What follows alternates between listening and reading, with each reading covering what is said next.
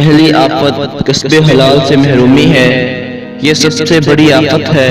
حلال رزق ہر شخص کو حاصل نہیں ہوتا، خاص طور پر اس زمانے میں جب معیشت کا معیار خراب ہو گیا ہو اور حلال حرام کی تمیز اٹھ گئی ہو۔ جب کوئی آدمی نکاح کرے گا تو اہل و عیال کے لیے اخراجات کے لیے مال کی طلب بھی ہوگی۔ یہ بھی ہو سکتا ہے کہ وہ بیوی اور بچوں کا پیٹ بھرنے کے لیے ناجائز ذرائع اختیار کرے۔ جب اللہ تعالیٰ کسی بندے سے برائی کا ظہور چاہتے ہیں تو دنیا میں اس پر ڈنگ مارنے والے اہل و عیال مسلط کر دیتے ہیں کہ اسے ڈنگ مارتے رہتے ہیں۔ دوسری آفت ادائے حقوق میں کوتاہی ہے۔ نکاح کرنے میں دوسری آفت یہ ہے کہ وہ شخص اپنی بیوی کے حقوق ادا کرنے سے قاصر ہو، ان کی ایذاء اور طنز و تلخ باتوں پر تحمل نہ کر سکتا ہو۔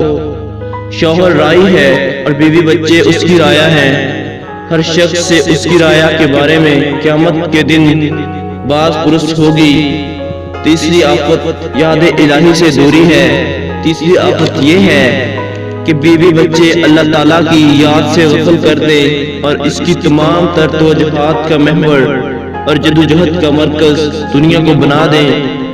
ایسے شخص کو یہ بات یاد رکھنی چاہیے کہ وہ تمام چیزیں جو انسان کو اللہ تعالیٰ کے ذکر سے، اللہ تعالیٰ کی یاد سے غافل کر دیں، خواہ وہ بیوی بچے، اہل و عیال ہوں یا مال و دولت ہوں، وہ سب منحوس ہیں۔ تو دوستو، اگر آپ کو میری ویڈیو اچھی لگی ہے تو پلیز میرے چینل کو سبسکرائب، ویڈیو کو لائک اور ہو سکے تو ویڈیو کو شیئر ضرور کریے گا۔ تھینک یو، اللہ حافظ۔